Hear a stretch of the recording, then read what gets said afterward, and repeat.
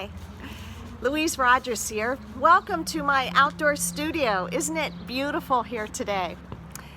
I want to talk with you today about the promises of God. And we've been asking church members to send in some of their favorite Bible verses that have helped them during this very difficult time. Today I'd like to send a shout out to Bob Dilly, who sent in his favorite Bible verse that's an inspiration to him. It comes from the Psalms, Psalm 46. Be still and know that I am God. I wanted to share with you a bit more of that psalm so that we can have an idea of where it comes from, the context. Some of these verses will sound familiar, I'm sure. It begins like this: God is our refuge and strength, an ever-present help in times of trouble. Therefore we will not fear, though the earth gives way and the mountain falls into the sea, though its waters roar and foam, and the mountains quake with their surging. And then at the end of this psalm, we find these words. God says, be still and know that I am God. I will be exalted among the nations. I will be exalted in the earth. The Lord Almighty is with us. The God of Jacob is our fortress. We hear these words and they speak to us because it's easy in our lives to sometimes wonder, where is God? Is God with us? And when we're going through challenging times that we are all presented with right now as we are facing this coronavirus, we can say, God, are you with us?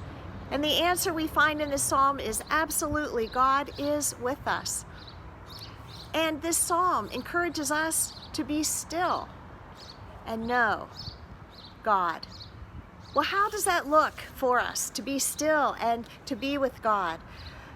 One practice is for us to spend time meditating, praying to God. This might be a practice that you're familiar with, but if you're not, I can encourage you with just a few simple practices.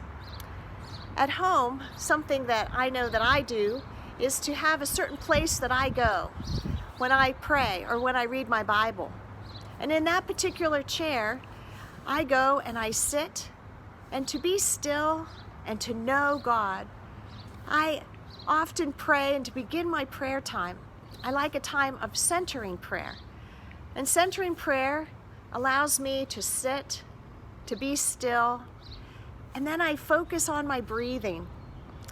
And in doing so, I breathe out all that I'm thinking about, all that has me churned up, and I allow those breaths to go out of my body, and then I breathe in all the goodness, all the spirit that is around me, and I allow the goodness of God to come in. And then I go through this exercise over and over again, focusing on the breathing, being centering on God. And this is a wonderful time to use that Bible verse, be still and know that I am God. As you're breathing, you can be still and know that I am God. It helps us to be centered. It helps us to focus on God. It helps us to see the goodness and the promises of God, to see that God is our fortress and our strength. And the words in Hebrew tell us that God is available to us whenever we call to God and whenever we reach out to God in prayer. And so as we go through our days and as we go through this time, know that God is near, that God loves us, that we are God's children, and that we can reach out in prayer wherever we find ourselves in this day, and that we echo the prayers of the psalmist, that we are loved by an almighty and a powerful God. So thank you to Bob, who brings this verse to us, and I hope that others will bring their scriptures so that we can all share in this together, knowing that God is our refuge, that God is our strength, and God is our fortress, offering protection to one and to all. Have a good week. Bye-bye.